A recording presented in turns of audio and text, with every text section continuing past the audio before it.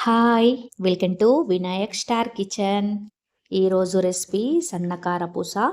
సన్నకారపూసను అప్పటికప్పుడు ఇంట్లోనే సింపుల్గా ఎలా ప్రిపేర్ చేసుకోవాలో చూపిస్తాను. క్రిస్పీగా కరకరలాడుతూ వస్తాయండి ఈ కారపూసలు. ఎప్పుడు కావాలంటే అప్పుడు ఒక శనగపిండి ఉంటే మనం ప్రిపేర్ చేసుకోవచ్చు.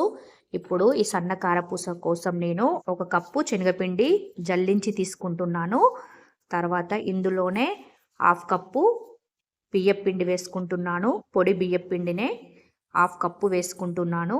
తర్వాత ఇందులో రుచికి సరిపడా సాల్ట్, 1 టేబుల్ స్పూన్ కారం వేసుకుంటున్నాను. ఇందులోనే హాఫ్ టేబుల్ స్పూన్ వామును ఇలా నలుచుకొని వేసుకోవాలి.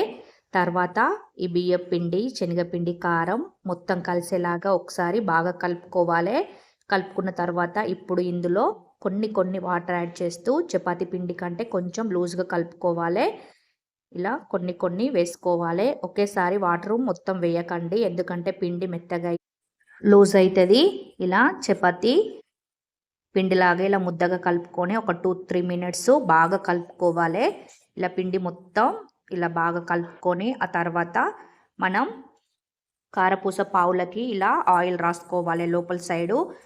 ఇలా ఆయిల్ మొత్తం స్ప్రెడ్ చేసుకున్న తర్వాత కొంచెం చిన్న ముద్దను తీసుకొని మళ్ళీ ఒకసారి బాగా కలుపుకొని, సన్నకారపూస చేస్తున్నాను కాబట్టి సన్నకారపూస బిళ్ళ తీసుకొని ఇప్పుడు ఈ పావులో మనం కలుపుకున్న పిండిని పెట్టుకొని ఒకసారి గట్టిగా తిప్పుకోవాలి. ఇలా తిప్పుకున్న తర్వాత ఇప్పుడు ఇలా ఫ్రై చేసుకునే గరిట ఉంటుంది కదా, దీనిపైన నేను కారపూస చేసుకుంటున్నాను. ఇలా దీనిపైన కారపూస వేసుకొని ఆ తర్వాత ఫ్రైకి సరిపడా ఆయిల్ వేసుకొని కడాయిలో ఆయిల్ ఎక్కువ హీట్ అయిన తర్వాత ఈ కారపూసను ఇందులో వేసుకోవాలి. ఇలాగే ఇంకో కారపూస కూడా వేసుకుంటున్నాను. మీ కడాయిలో ఎన్ని కారపూసలు పడితే అన్ని వేసుకోండి. వీటిని ఒక సైడు కాలిన తర్వాత నురుగు మొత్తం తగ్గిన తర్వాత ఇంకో సైడ్ తిప్పుకొని 2 సైడ్స్ బాగా కాల్చుకోవాలి. ఇలా 2 సైడ్స్ ఫ్రై అయిన తర్వాత వీటిని తీసుకొని ఒక ప్లేట్లో వేసుకొని పక్కన పెట్టుకోండి.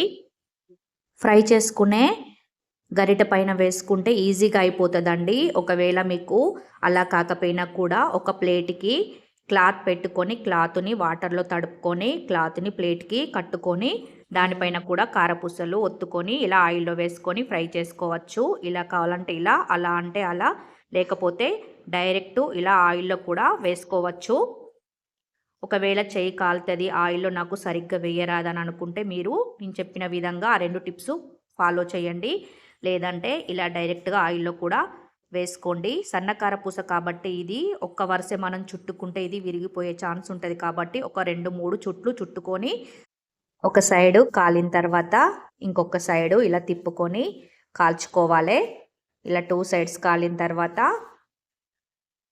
తీసుకొని ఆయిల్ మొత్తం పోయేదాకా ఒక 1 మినిట్ ఇలాగే ఉంచుకొని తీసి బౌల్లో వేసుకోవాలి. మీరు కావాలంటే పిండిని లూజ్గా కూడా కలుపుకోవచ్చు. నేను చపాతీ పిండిలాగా కలుపుకున్నాను.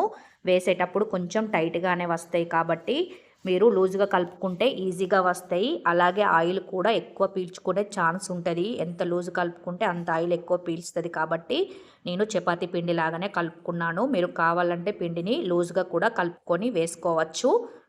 ఇప్పుడు వీటిని అన్నింటినీ ఇలాగే వేసుకొని 2 సైడ్స్ తిప్పుకొని బాగా ఫ్రై అయిన తర్వాత ఒక ప్లేట్లో వేసుకొని పక్కన పెట్టుకోండి. ఇంట్లోనే సింపుల్గా ఇలా కారపూసలు ప్రిపేర్ చేసుకోవచ్చు. ఎప్పుడు కావాలంటే అప్పుడు అప్పటికప్పుడు 10-15 మినిట్స్లో మనకి సన్న కారపూస రెడీ అయిపోతుంది.